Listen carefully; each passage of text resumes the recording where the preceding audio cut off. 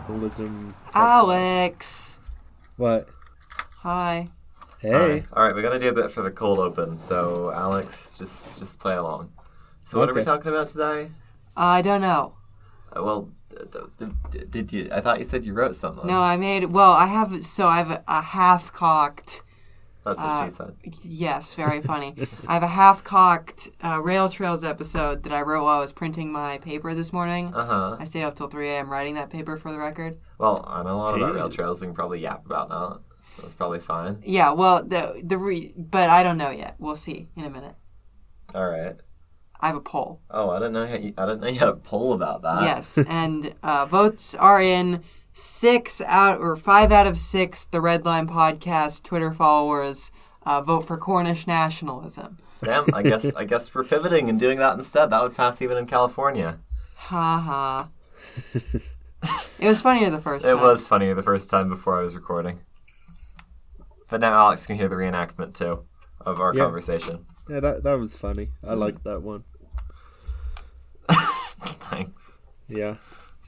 Hold on, let me pull up my paper, and then I'll get my... Oh, I have slides! All right. Can you share the slides? Yes. The Red Line Slide podcast. And I will get you image sources. Okay. Well, I'm excited to talk about I have to find my paper so I can put it in the sources. In the sources. Yeah. Since I'm an academic source. You know, I'm the first person who's wrote academically about this since 2006. Nerd alert. 2006 A Space Odyssey, my second favorite movie. Wow. After Ask, Google what's number one? Slides. It's 2001 A Space Odyssey. Wait, why did it send me here? I don't know, skill issue. G4 on the Patreon Discord says, I want a half-baked episode on Cornish patriotic rail trails. I don't know that there are any rail trails. Quick, get baking. I don't know if there are any rail trails in Cornwall, actually. Because all the railways are still in use. Oh, boy. Because there's only really one, and it goes right down the middle. But... They should get rid of it. Build a rail trail. Okay, anti-English... Well, he is English. He's an oppressor of the Cornish. That's what he is. Yeah. Colonialism. Okay, I put 2 items in the show notes. We have Portland, and we have Cornwall. Great. Well, I'm gonna say it in Cornish. Curnow. Alex, you got the episode document and the slides? They're both in the shared with me. Oh, yep. I've got them both. So. I like that there's 2 different Red Line podcast icons showing up on my screen here. Yeah? Yeah, see, look, 2.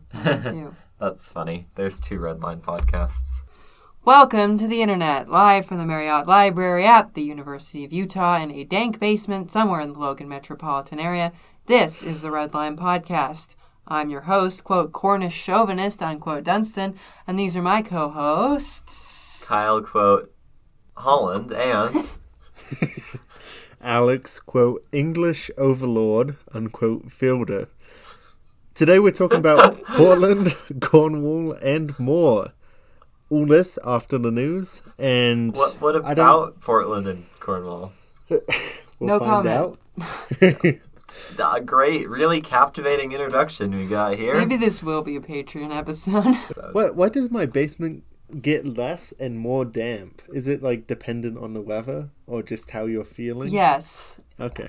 It's how I'm feeling about Logan at the moment. Like, if I'm feeling negatively, it's damp. If not, then... And if it just dried out, the bit would be over. Well, in that case, it's flooded, so...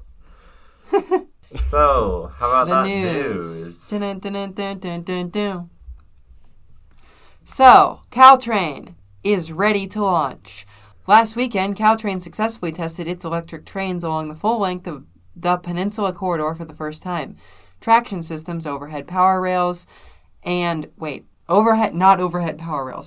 power rails, and train sets are all ready to go. All that's left is to rack up at least 1,000 miles of testing on each of the agency's 23 new Stadler KISS sets. Although a date has not been announced yet, the first revenue trains are expected to run sometime this fall, and you'd best bet your ass we will be there. Me when the third rail Caltrain. Oh, that would be so based. I think that's called BART. Any comments on that news, or just continue to the next one? I don't know. It's good news. Pretty bloody cool. Yeah. Next news item is, as we are recording right now, actually a couple of hours ago, Brightline West just held their Las Vegas groundbreaking. You could have lied. Like, they don't know when we record these. That's true. We are in a soundproof. But anyway, continue. Anyway, so Brightline West just held its Las Vegas groundbreaking. It's official. We're getting Brightline West. I don't care. I do care. But no. I don't like Brightline West. You know Why? why? Because it's owned by a private company and not the government. Okay. But at this point, we get rail or we don't get rail. I'm desperate, so I'll take anything. Yeah, we're desperate. Now, what's the over-under on them beating out CHSR with the initial operating segment? Well, Brightline West, I believe, still intends to get this done before the Olympics. We'll see if that happens. Oh, sweet cheese and crackers. CHSR, get your ass in gear. Yeah. So we'll see. Obviously, Brightline West has the easier project because it's just in the middle of a freeway instead of it's through in mountains and such. It's in a median that's already in pretty good shape. It's been done before on this continent as well. Oh yeah, that too. Yeah. True. Even though the train sets are still bleeding edge. Bleeding edge, I like that. According to the Americans. Other thing I have is news number 2, which is that Spokane is apparently having... Spokane, not Spokane. Is having free bus fares on weekends to celebrate the 50th anniversary of Expo 74 held in the city. And I think that's might be like a good idea for all the time. Like, I don't know that I'm in favor of free fare generally, but like on the weekends, like when there's low ridership and low utilization of routes relative to expense, like... I don't know. That would be cool. Sorry, what's Expo 74? The 1974 World's Fair. Okay. I forgot they renamed that. Name. Why did they rename it? Wokeness. I don't know. I'm not in the mind of 1970s people. I would... Continuing on, that's actually a pretty nuanced new take on the whole free fare idea. Because like the use case of free fare, as we've discussed, is incidental trips. And what types of trips do people mostly take on the weekend? Incidental trips. Not those carefully planned and optimized commute trips where free fare doesn't really matter. Travel time matters and convenience matters. Right. So, we saw this especially with frontrunner ridership when we did our free fare February. Because Saturdays were nuts. Yeah, that's on our everything. Most expensive service by a long shot. Saturdays were nuts on everything. So yeah. No, I think that might be a good idea actually. Like, I don't know. I'm normally not in favor of free fare, but like on certain systems, having free fare on weekends could be cool. Yeah, and I'd imagine the impact on actual operating revenue would be minuscule, and something that you could actually conceivably cover with new revenue sources. Yeah. Mind you, you can't just pull the plug on revenue and not replace it, but this is something you could replace. Well, you can, but then you also have to cut service. Yeah, no. So this is something that conceivably the county, state, whatever could cough up and cover. Wasn't even that expensive. No. Like just 15 weekends. million. Anyway, this has been the news. I don't really feel like fact-checking that. That seems like it would take a while to fact-check. No, I mean, because what was the cost for free fare forever? It was like $60 million a year or something. And so I just took a quarter. I feel like that's a good estimate. We'll fact-check this in post. Okay. What? We get too You're much engagement. You're supposed to make noise. We get too much engagement when we say wrong things on the internet. Yes, that's actually good. All right, we'll keep saying wrong numbers. This is the Real Lies podcast, after all. Do.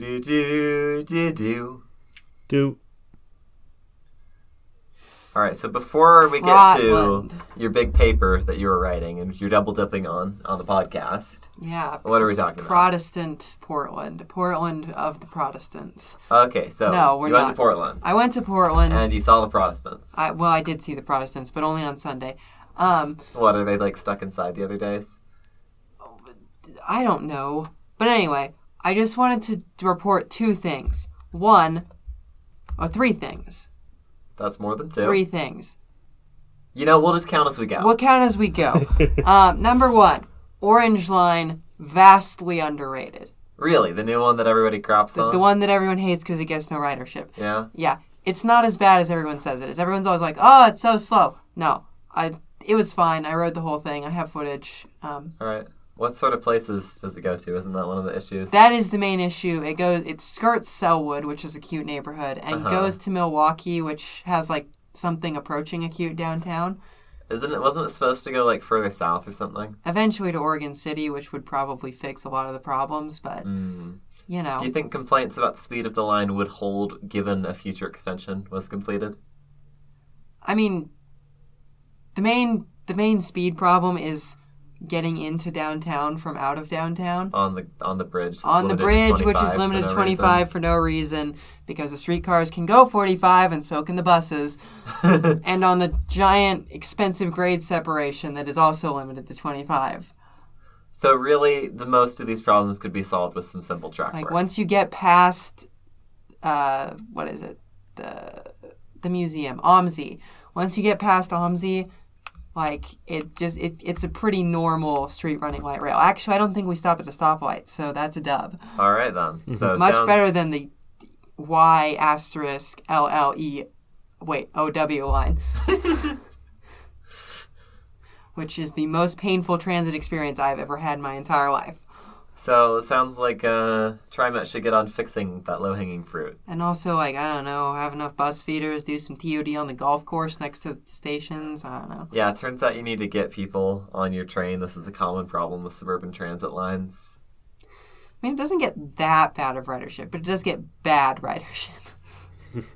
So until which time we can get an extension to Oregon City, run some feeder buses, do the TOD, whatnot. Mm-hmm. Easy. And let him go 45 over the bridge, goddammit. Portland thing number 2. I would like to reassess my previous opinion of the Portland streetcar as useless. Specifically the one that goes across the river? No. All of it. All of it? I've pretty recently been not a big fan of the streetcar, and I've been shit-talking it. I think that if you live downtown, it's pretty good, because my friend that I was moving lived downtown, and we did kind of take it everywhere, and it was surprising how much everywhere you could take it. So, I think that's the whole point of the Portland streetcar. Yeah, I've discovered it. So. All right, we'll not say anything more to avoid getting canceled on the internet. No, say things. Get canceled. Boost engagement.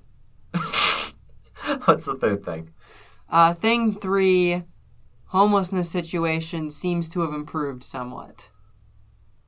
I don't know why, I don't know how, but I did see a lot less tents, which I think is a dub. Well, hopefully those people have somewhere nice and warm to I stay. hope. I know they've been opening a lot of sanctioned campgrounds and such. I did actually go by a couple of those. Yeah? Are they doing the same thing Salt Lake City is doing, where they build a bunch of pods? Or some of them have pods, some of them you get to bring your own tent and put it down. That's cool. That's good to see. Mm-hmm. That's a good, cheap interim solution while a city fixes its housing problems. Yes. Also, a lot more people downtown than there were last time. That's probably because, A, the weather was nicer, and B, it's been a year. So. Farther away from COVID, nicer weather checks out. I have COVID. I've seen a huge number of people out biking on the new bike paths around here. It's kind of astounding after winter. I did see a lot more bikers. Oh, and I did the item 4, the East Bank Esplanade. The East Bank Esplanade is vastly underrated, and that's all I got on that one. So what's that one exactly? So on the other side of the river, the Tom McCall Waterfront Park, which is the nice park that used to be a freeway. We went there. It's where the Saturday Market is. It has the trees. Yeah, that one. Across the river, next to the freeway, there is also it's an esplanade. It's a place you can walk on next to the river. Very cool. Doesn't the streetcar go over there? Yes, but it's a ways away from the streetcar. Makes sense. So better walk shed. Anyway, cool. I thought that was cool. And I saw the steel bridge lift. Whoa. I know. I forgot it did that. I felt very cool and privileged. Foamer. It makes a siren. You can hear it from miles away. That's funny. It's like, I guess they don't want Is there even pedestrian access on that? There bridge? is. Oh, boy. It's big pedestrian access, too, because it connects the East Bank Esplanade to Tom McCall Park. Oh. And so they have, like, crossing gates that close, and there's, sirens, like, walk signs. GTFO. Yeah, it's fun. Yeah, they had to yell at a guy because he jumped out of the pedestrian thing and started walking on the railroad tracks. They're on the bottom half of the bridge. That's creative, to say the least. Yeah, the operator of the bridge was, like, yelling at the guy over the intercom, like, what are you doing? Get off of the bridge. Yeah, I'm glad they have a human operator, though, keeping an eye on that. Yes. So anyway, there's my apparently a trip report. Ew. I did steal that from Island Transit. Yes, thank you. Yeah, I can tell from about 5 miles away. All right, Portland, cool. Yeah. How was the weather? Was it raining? No, it was beautiful. Is that even allowed? I thought the whole thing was it rained every apparently day. It is allowed to be nice in Portland, Oregon. And I will say, being there in weather that didn't suck massively improved my impression of the city. Because when Kyle and I were there, the weather was bad. Well, it wasn't bad, but it rainy, just dreary. rained the whole. It was dreary. London-esque. Yeah, it was Portland. It was English. And now it was English. It was positively English. Yeah. So anyway, Portland. It's a place. I am looking at apartments there again, recreationally. Recreationally apartment searching. Recreationally apartment searching in a place I want to live. Yeah, nerd. All right, so how about this paper you wrote about Cornish Nationalism? Yes, Cornwall. So, this is a story about the oppression of my people by the English, I should clarify. So, sorry about where that. is Cornwall? Yeah, you should be. No. The reason I took this, because I have this class I'm taking on nationalism and identity and things like that, and how those things sort of form. And a lot of my heritage is apparently from Cornwall. Like, that's where I think both of my grandfathers came over to America from. So, like, this is I'm like those really annoying people in, like, Boston and Chicago who are like, I'm Irish American, except I'm Cornish American. So I'm learning a lot of things today. So, yeah, this is so, slide 2. Where is Cornwall? Yow, ma Cornell. That's how you say, hi, this is Cornwall in Cornish, which, believe it or not, was a dead language until very recently. Why did it come back? We'll talk to you about it. Great. So where is Cornwall? Cornwall is like the penis of England. Cut that out. Cornwall is the very southwesternmost portion of England. A lot of people think that Cornwall is actually like this entire peninsula here, but no, that's Devon erasure. And you know way too much about this. I do. It's just the part that's highlighted in red on this little map. It's the very tip. What's the damn river? Is it the Tornow?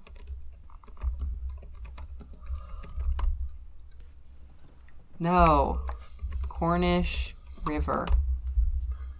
The River Tamar. So it's separated, or Tamar, I think. Separated from the rest of England by the River Tamar. So it's kind of an island. Well, it was until we figured out how to make a big bridge. Now it's not. That is true. Next slide. Here is Cornwall on Google Maps because I thought that would be interesting. Next slide. Why does this graph just line go up of Cornish people? Right, so we're going to talk about this. So, as you can see from the pie chart, which will definitely be in there because this is produced by me and therefore not copyrighted in any sense. But, yep, that's how that works. Yeah. Wait till you discover going outside and taking pictures. Oh, I'm sorry that I didn't go to Cornwall and take pictures for my school presentation. Oh, that would have been pretty cool. They should have flown you out there. They should have. I mean, given that I might be the biggest Cornwall expert in the United States at the moment. That's kind of pathetic. Not a huge field, Cornish studies. But anyway, so as you can see from this lovely pie chart in blue and blue, about 17% of the Cornish population identifies as Cornish at the moment. And this identity has exploded over time, this ethnic identity, because the first time that you were allowed to write in Cornish as an ethnicity on the British census was in 2001, when approximately 34,000 people did so. This is like back when they, quote, invented, unquote, left-handed people. Yes, actually, this is kind of what's happening here, because this does seem to be a bit of an exponential curve. But anyway, then in 2011, there was another British census. It was still a write-in, but as you can see, like 20,000 more people wrote in that they were Cornish. I don't know how many people live in Cornwall, but that feels like a lot for a write-in. It is a lot for a write-in. There are about 600,000 people in Cornwall. That is a lot for a write-in. Yes. So like a tenth of the population wrote in that they were Cornish. Damn. So maybe an identity that actually exists. Trademark. And then in 2021, the most recent British census, because they have them in freaking 1 year after, which drives me nuts. Maybe they fly over all the staff from the U.S. I mean, that might not be a terrible bad idea. Yeah. But in the 2021 census, it was finally added as a tick mark. So instead of writing it in, you can just go down the little list of ethnicities and tick off Cornish. And as you can see, it basically doubled the number of people. There were about 97,000 people who now identify as Cornish. I'm surprised that it only doubled. Like having the option in your face when you're scanning through and picking most applicable option. Yeah, well, the trouble with Cornwall is that it's extremely racist. No. Yeah, we know this is in the formerly Europe. Yeah, no, the thing about Cornish identity is a lot of people think it's cringe. And they are correct, but that doesn't mean that you shouldn't identify as Cornish if you're Cornish. But there's kind of a perception that the Cornish identity, the Cornish nation, is like a weirdo thing for academics and eccentrics that is left over from the 70s and 80s. And that's no longer the case, but there is some, holdover. And people are used to thinking of themselves as English, even if they have Cornish ethnic heritage. Yeah, well, if it's from the 70s or 80s. Give it a couple more decades, and that'll clear up, and we can have it back. At the rate this is going. It worked for vinyl. To keep up that growth, are they planning on only having Cornish as an option in the next census? That would make chart go burr. Yeah. I think that if you actually had a doubling in the next census, it would still be possible, and the census after that. So you can have doubling until 2040 and it be possible. Huh. So planners when they're designing for infinite growth. And I should note that there are 25,000 people outside of Cornwall. This is just Cornish identity in Cornwall. There are 25,000 people outside of Cornwall in the United Kingdom who list their ethnicity as Cornish. Next slide. We're looking at a map of something. The history of Cornwall, right? The history of England. The history of England. The history of Cornwall. Very complicated. Very complicated. Lots of people. Long time. A lot of people, yeah. So, neither of the maps here is most important for what I'm going to talk about first, and that is Cornwall as an independent Celtic kind of confederacy, right? The way that a lot of Celtic states, that means Scotland, Ireland, Wales, Cornwall, Brittany, kind of the people you think of when you think of Celtic, would govern themselves in the, early days, right? We're thinking before the Roman Empire, all that sort of thing, was what's called a Celtic confederation, which is where you have a whole bunch of tribes or clans and they all kind of meet together, but they're kind of grouped together into sort of pseudo-nations based on a lot of, common factors, like, for example, speaking Cornish. So Cornwall was kind of a distinct area in this period. And when the Roman Empire came in the 1st century and took over the British Isles, they remained kind of functionally independent. As we discussed, Cornwall has a very difficult geography, right? It has that River Tamar separating it from the mainland. Basically an island. It's very hilly, it's very rocky. So as long as they could get enough tin from it, because Cornwall is famous for mining tin, the Romans mostly left it alone. And then they became briefly independent again after the fall of the Roman Empire until in 838 AD, they were annexed by the kingdom on the right, Wessex. That was the Anglo-Saxon kingdom of England. The Anglo-Saxons had come over sometime in between the fall of the Roman Empire and that time and sort of establish themselves as dominant on the island in place of previous groups that had been there. And so... What's the etymology of, like, Wessex and Sussex and all that? I don't know. Damn, I thought everything. Wessex has something to do with being in the western portion of England. And sex is, like, county, basically, I think. So it's like West County Kingdom, sort of. So Wessex eventually defeats Cornwall, and it is subsumed into the Anglo-Saxon Kingdom of England. And then in 1092, Alex will know about this one, the Normans come over, and then it's a French-controlled England for a very long period of time. Next slide. Which brings us to the Tudor dynasty and our boy, Henry VIII, everyone's favorite English monarch of the late Middle Ages. Whoa, history. He killed a lot of his wives. You probably knew that already.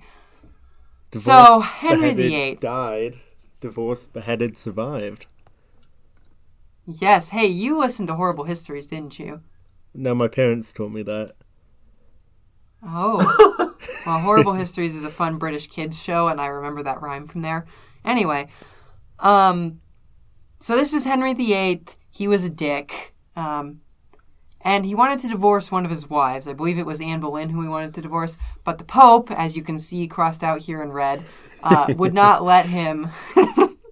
This was not the Pope at the time, but this is the Pope currently. The Pope is canceled. But the Pope wouldn't... Yeah, that's right. The Pope wouldn't let him, so he separated the Church of England from the Church of Rome. Now, if you're an Anglican like me, you have all sorts of, fun stuff you can recite about how this wasn't actually the beginning of the Church of England, but for our intents and purposes, it was kind of the beginning of the Church of England. That's a pretty bold move. Yeah. So he starts this whole new thing, and as part of his formation of the Church of England, what we have here on the upper right is a monastery, or what used to be a monastery. What he does, because he needs money, as you can see in the bottom right, is he dissolves the monasteries and steals all their stuff. That seems kind of rude. Yes. Like, a lot of people put a lot of work and dedication into all of these monasteries. They were institutions of papacy, so you can't have them. Couldn't he just move them over to the new church? Yes, but he didn't want to. He wanted money. Uncool. So, yes, it was uncool. And the Cornish people actually would have agreed with you that this was uncool because most of Cornish culture, so in medieval Europe, you have a lot of just very localized saints and other things like that, right? Uh-huh. So St. Piran is a famous Cornish saint. So all these saints' relics and all these manuscripts of the Cornish language and all of these cultural artifacts and things are preserved in the Cornish monasteries. Makes sense. Right? So when Henry VIII dissolves the monasteries and steals all their stuff, the Cornish people are understandably pissed because all of their heritage and culture is being destroyed. Yeah, pissed would be an understatement. Right, next slide. So after Henry dies, because the thing about Henry is, even though he destroyed the monasteries, he wasn't actually Protestant, believe it or not. Under Henry VIII, the Church of England kept all the Latin liturgies, kept all of the, basically it was the Roman Catholic Church if it was controlled by the King of England instead of the Pope. I think that was exactly what he was going for. That was what he was going for. But other people were not going for that. What were other people going for? His successor, who was one of the Jameses, there's been a lot of King Jameses, was a Protestant. And under the leadership of this guy on the upper right, whose name is Archbishop Thomas Cranmer, very famous in Anglicanism, invented this thing called the Book of Common Prayer. Now, what is the Book of Common Prayer? I've heard of this one. You have heard of this one. We've talked about it on the Church Architecture podcast. Oh, yeah. Because, Anglicans still use these things, updated versions, except in England for some reason. All right, so what is it? Anyway, it's all of the kind of church ceremonies that had previously been conducted in Latin, translated to English, and made Protestant. Mind-blowing. Yeah. The translating the English part. I'm assuming they just made them Protestant. It was mind-blowing, yes. This is actually the whole point of the English Reformation, as it's called. Wow. So, this is generally regarded as a cool move. However, The Cornish did not regard it as a cool move. And because, for all of their dislike of Henry VIII for destroying the monasteries, they did like that he was a trad and liked Latin Mass. Because in Cornwall, the Latin Mass was actually distinct from other masses around Europe. It was kind of a Cornish variation. And very importantly, important parts of the Mass were said in Cornish. For example, the Nicene Creed would be said in Cornish, as well as other parts of the service. So this is part of their culture. And King James is just like, nope, do it all in English, screw off. Right. And do what's in the book. Don't do your own thing. Well, that was already the case. But, okay. So why don't they just leave Cornwall well enough alone and let Cornwall not be part of the Church of England? Well, because it was in England. It's an English county, of course. Therefore, it must be in the Church of England. Therefore, it must be in the Church of England. Yeah. So... And, we'll get on to this later, but funnily enough, the same thing happened to Wales, and because Wales did not do what Cornwall did, they later got to have their own church instead, with the Book of Common Prayer translated into Welsh. So this whole thing gets translated into English, and the Cornish are like, yo, what the fuck? Why are you trying to destroy our culture by forcing this English thing on us? We're not English, we're Cornish. Again, after blowing up all our history. Yeah, again after blowing up all their history. And this was the last straw, and it led to what is called the Prayer Book Rebellion of 1549. That's the picture here on the bottom, when the Cornish rose up in arms over a prayer book and started kind of ravaging Devon. They were handily defeated, and 4,000 of them were put to the sword. Oh. Jeez. And Cornish was kind of permanently anathematized from the English thing after that. Especially after what they did next. So first of all, they had another rebellion over taxes in the late 1500s when they went to London with 15,000 Cornish men and tried to overthrow Parliament. I feel like they would get in trouble for that, yeah. They were soundly defeated again. More problems for Cornish being, accepted. And sort of the English state starts repressing Cornish culture and the language and stuff because they're like, holy crap, this thing sure is spawning a lot of rebellions. But then Charles I, right? Charles I, if you're familiar with the English Civil War, Charles I is the guy who was overthrown in the English Civil War. But the Cornish were like, because the monarchy had traditionally become the protector of the Cornish as opposed to Parliament, which wanted to, repress them and bring them into England. But monarchs Elizabeth had actually spoken some Cornish, Elizabeth I. She was fond of greeting her ministers who were from that area in hi, but in Cornish. So this guy, he's not hugely popular in England. And so this whole civil war between him and Parliament starts. And Cornwall, because the monarchy has kind of become the protector of the Cornish people, unambiguously sides with the king, right? Because they don't want to get blown up anymore. They're very tired of what Parliament's doing to them. And so the king loses badly. The picture you see in the bottom right is a picture of him getting beheaded. Yeah, I would call that an L. That was an L for him. And he's replaced by this guy in the bottom left named Oliver Cromwell, who is the world's biggest Puritan tight-ass. I can tell by the outfit. You think of New England Puritans. Yeah. They were fans of him. Oh. So, he is just not... He does not like the Cornish. He does not like their kind of affinity for sort of high church stuff. And so they keep getting repressed. And they're repressed. And, eventually, although the Carolingian monarchy comes back and Charles II becomes king after overthrowing Oliver Cromwell and Parliament. Next slide. By 1700, there are only 5,000 speakers of Cornish left. That's not very many. Down from 40,000 only 2 centuries earlier. So, approaching dead language. Yes, and as a matter of fact, the picture I have here says, quote, "Here lived Dolly Pentreath, one of the last speakers of the Cornish language as her native tongue, died 1777. And actually, it has been confirmed that she was the last native speaker of the Cornish language who died. Everybody else learned it as a second or third language? Yes. Everybody else didn't have it as their exclusive language. So she was the last, exclusive Cornish speaker to ever live. Ouch. Next slide. So this, kicks off a period of death for the Cornish nation and for the Cornish identity. There's like, everyone is kind of... They no longer have that critical mass of being Cornish and hanging out with all the Cornish folks. Yeah, they're Cornish. English now. We're just English. We don't want to deal with all that anymore. We're English. And, there's still some distinctiveness, but they're English. But there are some kind of, flutterings of a nationalist revival beginning in the mid-1800s. In 1835, this flag here, which is called St. Piran's flag, named after the saint I mentioned earlier, is invented. Although there are rumors that it may have been flown as early as Agincourt, but those aren't very credible. So probably sometime in the 1830s or 1840s, this flag is invented, and it's the symbol of Cornwall. The black represents the soil, and the white represents tin, because, again, tin mining, very big deal in Cornwall. No offense, very boring flag, and totally the sort of thing somebody on the British Isles would come up with.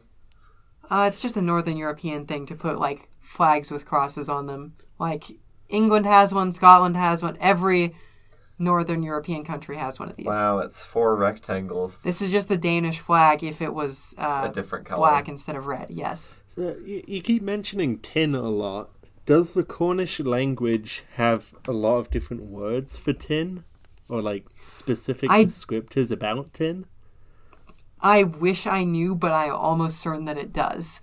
Because that is the sort of thing that those, specific regional languages will have if their area specializes in a product is there's 40 words in the Inuit language for snow or whatever, right? Mm-hmm. For all the different types of snow. So there's probably a similar thing in Cornish for tin. What does English have?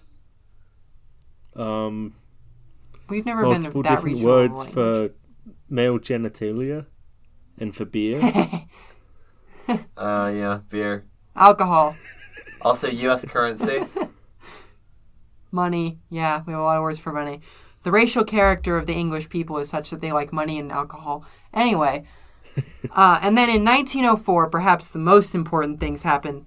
On the left here, we have a handbook of the Cornish language by Henry Jenner, and that is published in 1904 and sort of kicks off the very, embryonic stirrings of a Cornish revival. That is a very long time after 1777. Yes, it is. There is a very long period where it was not well. There may have been some pockets that were still understanding Cornish maybe a little bit, but it was effectively dead. And then in 1951, we get the establishment of MK, which stands for Mebion Kerno, which is Cornish for the Sons of Cornwall, which is kind of a cool party name. That is pretty cool. Political party? Yeah, it's a political party. It's there's the Scottish Nationalist Party, there's Sinn Féin in Ireland. This is the Cornish Nationalist Party. The more you know. Uh-huh. As you can see, their little logo says, the Party for Cornwall. So Mebion Kerno is not very successful until the 2000s. They run for some seats, they don't win anything. That's, again, pretty long gap. Yeah. But there are some, like I said, embryonic stirrings. In, I believe it was 1979, the equivalent of the British Coast Guard yelled at a guy who was flying St. Piran's flag. He was just boating around. He was flying St. Piran's flag for fun, because that's what you do. Uh-huh. And they yelled at him to, quote, get that rubbish down, which apparently sparked a nationalist outrage in Cornwall because their national symbol had been insulted by the British, the oppressors. I think they've had enough of this shit. They'd had enough of that. And so starting in 2001, really Cornish identity, a revival of people being like, oh, yeah, I am Cornish. That is very recent. Starts to take off, right? It was that census thing that did it. Okay, and also, the party got that had to happen. Party helped with that, and also around that time, they circulated a petition for Cornwall to receive a devolved assembly. In the UK, it's a unitary system, but they've devolved some powers to national assemblies in places like Wales, Scotland, Northern Ireland. And so Mebion Kerno went and got 50,000 signatures for a devolved parliament for Cornwall. Did they get it? No. Aww. But it was a real watershed moment in the history of Cornish nationalism, and they still hold that petition over Westminster's head a lot of the time. because it was 10% of the Cornish population. Which getting them to sign is a lot. That's a lot. So today, sort of going on, there are 400 fluent speakers of Cornish, thanks to kind of efforts by maybe in Kerno, other advocacy groups, etc., to promote the Cornish language, with an additional 2,000 conversational speakers, I guess, which now includes me, sort of, since I can say, 2 words. Average white person after they do Duolingo. Hey, this is a white person language. Checkmate.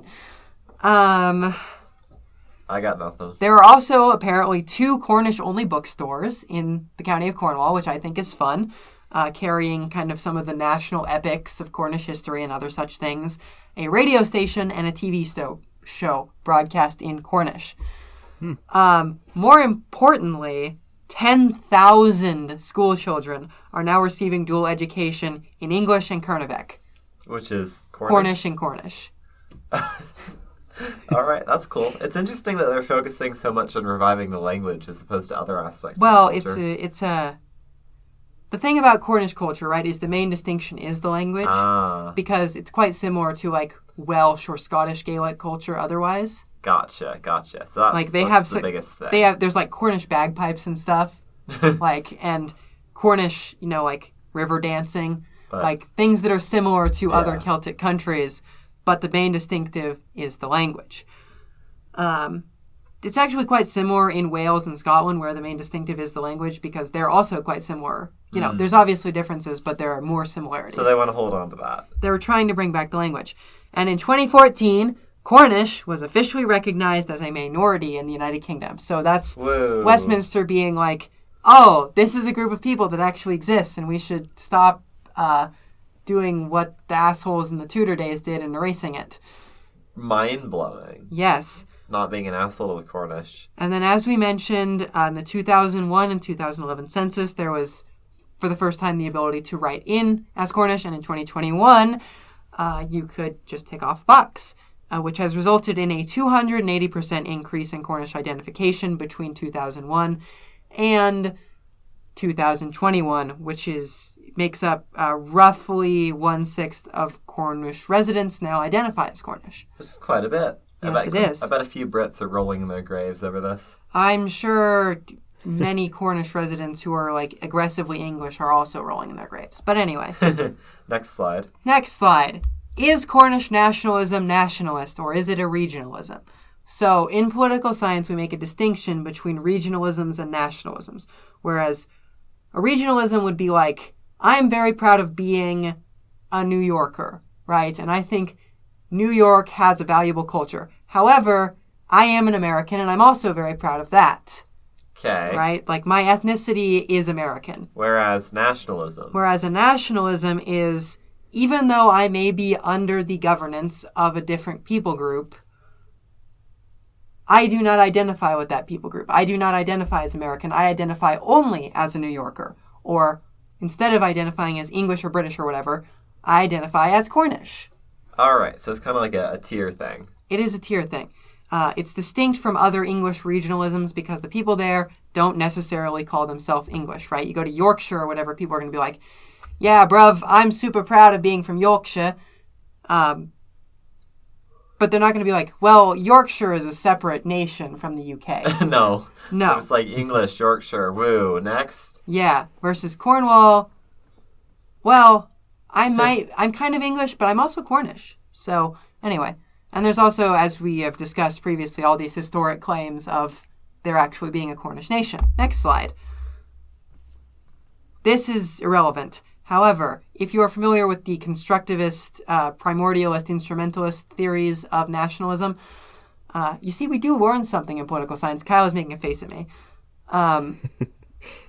If you're familiar with those distinctions, the Cornish identity is kind of a hybrid between primordial and constructivist identity politics, in that it has kind of the primordial attachments, a long history, shared language. It is something that can only be imparted by birth.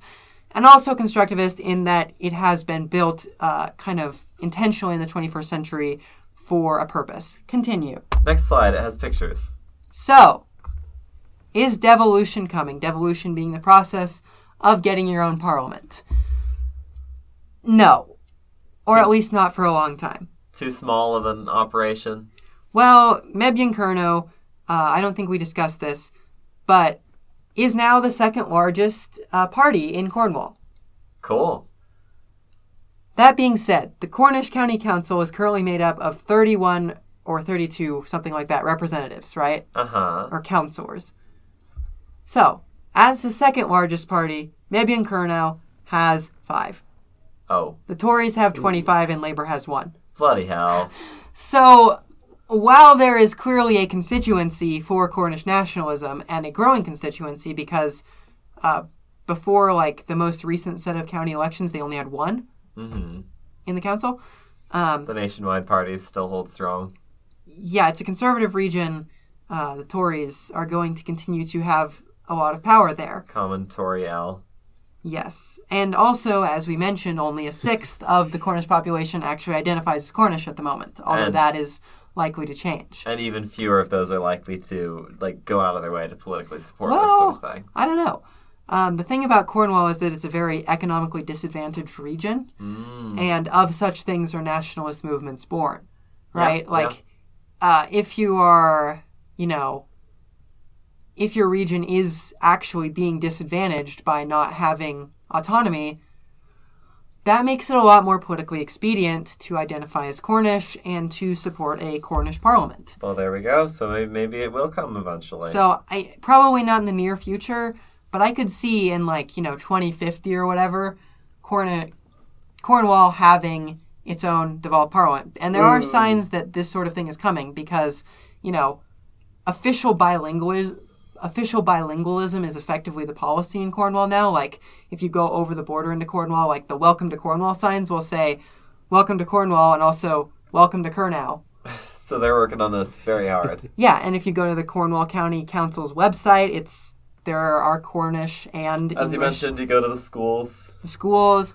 So, this is a nationalism on the rise. This is a nation coming back from the dead, being liberated from the oppressive British, etc., etc. That's kind of crazy how, completely dead this entire culture and language was for, a solid couple centuries.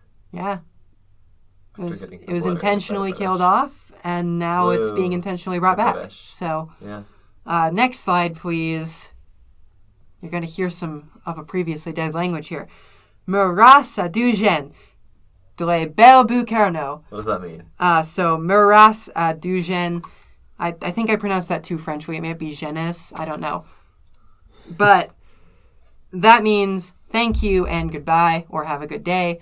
And then the second one, Drubel Bucarno, is long live Cornwall.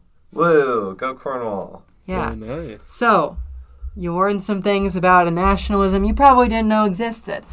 Yeah, I did not know this either. I'm going to start campaigning for a Cornish ethnicity on the U.S. And then you can check it and be happy? I can be the singular person to check it, yes. Yes, you can. Because, I don't know. The reason this is interesting to me is because that's where my family's from. So, all right, fair enough. Very long time ago, mind you. Well, not that long ago. It was probably in, the 1910s. Yeah, that's pretty recent, actually. So, it's very recent in immigration terms. That is. I have to say on behalf of my English family, sorry for oppressing yours for so many years. No, I didn't think it was. Most of the time it wasn't intentional, and when it was, well, that was a long time ago. Well, you lucked out it's and not got like to I have... America before us, so... That's true. I did come to the greatest country on earth before you did, but... Welcome to the Red Line Podcast, a podcast about trains and also someone from Britain and someone from Cornwall role-playing. Being someone who has ancestors in Britain and someone who has ancestors in Cornwall, role-playing actually being from there. Yeah, well... We have fun. I mean, Alex has more claim to be from there than I do because his parents are from there. Yeah. Versus it's my great-grandparents who are I've got Cornish, citizenship, too. You do have dual citizenship, that's true. Yeah. So when the U.S. goes to complete... when the U.S. or Britain goes to complete shit, you can flee to the other one. It's a great deal. I don't like those choices, but Okay. The trouble is, at the moment, they're both kind of... Anyway. It's rocky. Yeah. I think That's why I'd I rather support an stay independent here because Cornwall. it'd be easier to hide. That's true. That's true. There's more wilderness. More guns, too. Yeah, you can shoot at the government easier. Yeah. And Alex, when he turns into one of those people who overstays on Forest Service lands and carries a gun everywhere. Spotter alert. Yeah, it's not a bad idea. Yeah, so any other things we want to talk about today? Any questions about Cornwall? Can you stay on Forest Service land indefinitely if you travel far enough before the 14 days are up? I don't know. If you don't get caught, you can really do whatever you want, anywhere. Okay. Yeah, that's true. All right. Well, I would ask more questions about Cornwall if I knew more about Cornwall, but I really don't know very much about Cornwall. There's daily train service to London. I don't know, from Truro at least. Daily? Well, more than daily. Okay. But it is not electrified. Oh. Yeah. How many bridges do they have over their river? I don't know. Over the River Tamar? Yeah. I don't know. We could look on Google Maps. All right. What's your question, Alex? Well, I already asked it, but I'll have to look into the amount of words they have for tin and the quality of them. Yeah. Yeah, you should. Okay. Looking for the River Tamar. It's not going to be easy because it's not huge. Oh, yeah. There's probably small. a lot of bridges. It's not a huge river. Small. I was thinking like Thames size. No, but even a river of that size, is a significant obstacle for an invading army or whatever. Oh, basically it's a moat. Yeah. And it gets pretty big close to the ocean, I think. They should rig explosives on every single one of their bridges in case the British decide Yeah, to yeah. invade. You see, next to the ocean, it becomes an estuary, and it's quite large. Oh, okay, that's more like it. But, yeah. Cool. Plymouth. Plymouth, in it. Not actually in Cornwall. It's in Devon. Sorry, everyone. Rip. There's an Ellie there. Which one? Exactly. There's an Ellie there? Aldi. Oh, The Aldi. store. Aldi. Okay. Yeah, I'm sorry. So anyway, this has been my rants on Cornwall and why I think that it should be an independent country. This has been the Cornish History Podcast. Yeah. We're a new podcast every week. TRLP, a new podcast every week. Also, my favorite Gilbert and Sullivan musical is about Cornwall. The Pirates of Penzance. Cool. So yeah, that's all I got. Should we end the episode? Yeah. If you like what we do here, please remember to like, comment, and subscribe on YouTube and to follow and leave us a rating on iTunes and Spotify. If you really like what we do here, you should become a patron. Patrons receive early access to all episodes, as well as exclusive content and occasional merch drops. Speaking of patrons, at our Truro tier, that's kind of the historic center of Cornwall, we have Zach Adams, Generic GT, Curtis Herring, Devin Zander, McKay Ransom, Mike Christensen, Phobos2390, and Tony Stunts. Maras! All right, what's this tier called? The River Tamar tier. Yeah, the River Tamar tier, the formerly Red Line tier at $5 a month. We have Brian Smith, Christopher Whaley, DJ Hi, Will. Watkins, Elijah Kensler, G4, Jacob Whitecotton, Jesse Mayo, Reluctant LA Resident, and Robert P. Walsh. At our... Blue Line. Penzance tier, why not? We have Alex Stykelski, Alice MYOB, Ben Busath, Bradley Bondi, Ethan McDonald, Evelyn, Gavin Grottigut, Gonzo12, Jack McCoskey, Martine Hecker-Martinez, Matt Gray, Oliver, Sam Myers, Seth, Skylikowski, and Zach Verstott. And at our Cornish pasty tier, that's a type of meat pie, $1 a month, we have Benjamin Wood, Joshua S. Horvath, and Kapil. But are we going to start sending out Cornish baked goods in the mail to the patrons? Oh man, I could go for... Look at how good that looks. Wouldn't you eat that does so look good. fast? I could go for some food. I haven't eaten today. As we discussed, as we discussed, I was up until 3 a.m. writing the paper for this presentation and doing the slides, so... And you ate while you were working on that? No. And I didn't eat this morning because I got up late because I wanted to sleep, so... I'm going home immediately, so it doesn't matter. You should. Bless you. You should go get something to eat. Do you want some individually packaged trail mix? I like trail mix. Thanks, Kyle. Should we sing a song from the Pirates of Penzance to end the show? Hit me. Ahem. I am the very model of a modern major general. I've information, vegetable, animal, and mineral. I know the kings of England and I quote the facts historical. From Marathon to Waterloo in order categorical. I'm very good at integral and differential calculus. I know the scientific names of beings and animalculous. I'm impressed that you know the words to this. When it comes to something, I am teeming with a lot of news. With many cheerful facts about the square of the hypotenuse. With many cheerful facts about the square of the hypotenuse. With many cheerful facts about the square of the this doesn't seem quite right. That is right. Oh. This seems like some can math also do- riff on the modern major general song. Oh, well, it is like a shortened one. But anyway, I can also do. With cat-like tread, upon our prey we steal. In silence dread, our cautious way we steal. No sound at all, we never speak a word. A fly's footfall could be distinctly heard. Tarantara, tarantara. So stealthily the pirates creep while the house so soundly sleeps. Brr, brr, brr, brr, brr. And you sing this part really loud when you're actually doing the play. Come, friends who plow the sea, truce to navigation, take another station. Come, very piracy, with a little burglary. Cool. I was a lead in that play.